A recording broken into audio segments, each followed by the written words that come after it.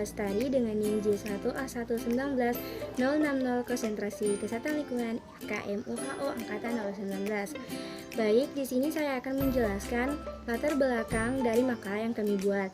Adapun judul makalahnya yaitu Etika dan Hukum Kesehatan mengenai persetujuan tindakan medis. Baik, di sini saya akan menjelaskan latar belakangnya. Adapun latar belakangnya yaitu persetujuan tindakan medis atau biasa disebut dengan informed consent merupakan suatu pinanti hukum kedokteran yang sangat sulit untuk dipahami, diterapkan, dan menjadi alat kesepemahaman penolong pasien menurut Kementerian Kesehatan Republik Indonesia nomor 585 tahun 1989. Informed consent atau persetujuan tindakan medis juga berdasarkan suatu keyakinan, yakni seorang pasien akan sembuh apabila ia ikut berpartisipasi dengan pengobatannya. Di zaman era modern sekarang, informed consent juga merupakan suatu dasar yang menjadi ilegal dikarenakan makin hari makin kesini makin kuat antara hak asasi manusia dengan apa yang menjadi keputusannya. Dan jika dilihat dari segi yuridis, informed consent atau persetujuan tindakan medis merupakan suatu hubungan para dokter dengan pasiennya. Beralih ke pembahasan. Yang pertama, definisi etika. Secara etimologis, etika berasal dari bahasa Yunani kuno, yaitu etikos, yang berarti timbul dari suatu kebiasaan. Dalam hal ini, etika memiliki sudut pandang normatif, di mana objeknya adalah manusia dan perbuatannya. Etika adalah suatu norma atau aturan yang dipakai sebagai pedoman dalam berperilaku di masyarakat bagi seseorang terkait dengan sifat baik dan buruknya seseorang. Ada juga yang menyebutkan pengertian etika adalah suatu ilmu tentang kesusilaan dan perilaku manusia dan pergaulannya dengan sesama yang menyangkut prinsip dan aturan tingkah laku yang benar. Bismillahirrahmanirrahim. Assalamualaikum warahmatullahi wabarakatuh. Perkenalkan, nama saya Fidelia dengan NIM J1A119-119. Baik, di sini saya akan melanjutkan pemaparan materi dari teman-teman saya. Adapun materi yang akan saya bawakan yaitu tentang definisi hukum kesehatan. Hukum kesehatan dapat didefinisikan sebagai keseluruhan aturan hukum yang berhubungan dengan penyelenggaraan kesehatan dan pelayanan kesehatan. Berdasarkan pengertian tersebut, diketahui bahwa hukum kesehatan pada dasarnya mengatur dua hal, yaitu yang pertama penyelenggaraan kesehatan atau the administration of health, dan yang kedua pelayanan kesehatan atau health service. Aspek pertama berkaitan dengan tugas dan tanggung jawab negara dalam mewujudkan kesehatan warga negaranya, sedangkan aspek kedua berkaitan dengan pemberian pelayanan kesehatan secara langsung kepada anggota masyarakat. Secara umum, hukum kesehatan dapat diartikan sebagai semua ketentuan kaidah hukum yang berhubungan langsung dengan pemeliharaan atau pelayanan kesehatan dan penerapannya. Hukum kesehatan merupakan aturan tertulis mengenai hubungan antara pihak pemberi pelayanan kesehatan dengan masyarakat atau anggota masyarakat. Dalam hukum kesehatan diatur antara hak dan kewajiban dari masing-masing penyelenggara pelayanan kesehatan dan penerima pelayanan kesehatan atau masyarakat. Baik, itulah tadi pemaparan materi dari saya, dan yang selanjutnya akan dilanjutkan oleh teman-teman saya.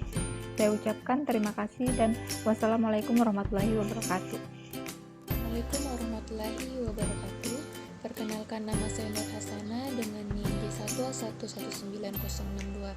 Baik, di sini saya akan melanjutkan paparan materi dari teman saya mengenai etika profesi kedokteran. Etika profesi kedokteran merupakan kesadaran dan pedoman yang mengatur prinsip-prinsip moral dan etik dalam melaksanakan kegiatan profesi kedokteran, sehingga mutu dan kualitas profesi kedokteran tetap terjaga dengan cara yang terhormat. Etika profesi kedokteran merupakan seperangkat perilaku dokter dalam hubungannya dengan pasien, keluarga, masyarakat, teman sejawat, dan mitra kerja. Assalamualaikum warahmatullahi wabarakatuh. Nama saya Ahmad Hilal Adzan, NIM J1A11922. Di sini saya akan melanjutkan materi dari teman saya tentang rumusan masalah yang ketujuh, yaitu informasi yang berhubungan dengan informed consent. Tindakan kedokteran mendefinisikan informed consent atau persetujuan tindakan kedokteran merupakan persetujuan yang diberikan oleh pasien atau keluarga terdekat setelah mendapat penjelasan secara lengkap mengenai tindakan kedokteran atau kedokteran gigi yang akan dilakukan terhadap pasien. Yang perlu digarisbawahi dari pengertian informed consent adalah persetujuan dari pasien baru diberikan apabila pasien sudah mendapat penjelasan dari dokter. Persetujuan tersebut berupa persetujuan secara tegas, yaitu dengan dibuat secara tertulis atau secara diam-diam dari pasien. Pasien atau keluarga pasien harus mendapatkan informasi yang jelas mengenai tindakan medik yang akan dilakukan oleh dokter.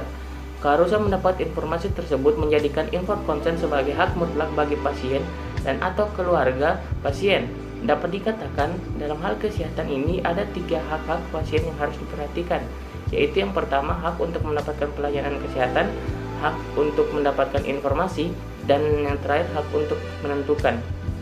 Untuk menjelaskan diagnosa penyakit dan tindakan medis yang akan dilakukan sebagai pasien sebelum memberikan persetujuan diperlukan beberapa masukan sebagai berikut. Yang pertama, penjelasan lengkap mengenai prosedur yang akan digunakan dalam tindakan medis tertentu yang masih berupa upaya percobaan yang diusulkan oleh dokter serta tujuan yang ingin dicapai atau hasil dari upaya percobaan. Yang kedua, deskripsi mengenai efek-efek samping serta akibat-akibat yang tak diinginkan yang mungkin timbul. Deskripsi mengenai keuntungan yang dapat diperoleh pasien. Yang keempat, penjelasan mengenai perkiraan lamanya prosedur berlangsung. Yang kelima, penjelasan mengenai hak pasien untuk menarik kembali persetujuan tanpa adanya prasangka jelek mengenai hubungannya dengan dokter dan lembaganya. Dan yang terakhir, prognosis mengenai kondisi medis pasien bila ia menolak tindakan medis tertentu atau percobaan tertentu. Sekian dari saya. Assalamualaikum warahmatullahi wabarakatuh. Materi berikutnya yaitu hak untuk memberikan informed consent. Ada informed consent ini bisa memberikan rasa aman bagi dokter pada saat melakukan tindakan medis pada pasien, dan informed consent ini juga bisa digunakan sebagai pembelaan diri apabila hasil medis yang dilakukan tidak sesuai dengan keinginan dari pasien maupun dari keluarga pasien. Kemudian yang berikutnya yaitu hakikat informed consent mengandung 2 unsur esensial, yaitu yang pertama informasi yang diberikan dokter dan yang kedua persetujuan yang diberikan oleh pasien. Dalam Undang-Undang Praktek Kedokteran juga mengatur bahwa informed consent merupakan hak pasien, khususnya pada pasal 52 mengatur tentang hak-hak pasien. Hak-hak pasien yang pertama yaitu mendapatkan penjelasan secara lengkap tentang tindakan medis, dan yang kedua yaitu meminta pendapat dokter, dan yang ketiga yaitu mendapatkan pelayanan sesuai kebutuhan medis. Kemudian yang keempat itu menolak tindakan medis, dan yang kelima yaitu mendapatkan isi dari rekaman medis. Demikian dari saya. Assalamualaikum warahmatullahi wabarakatuh.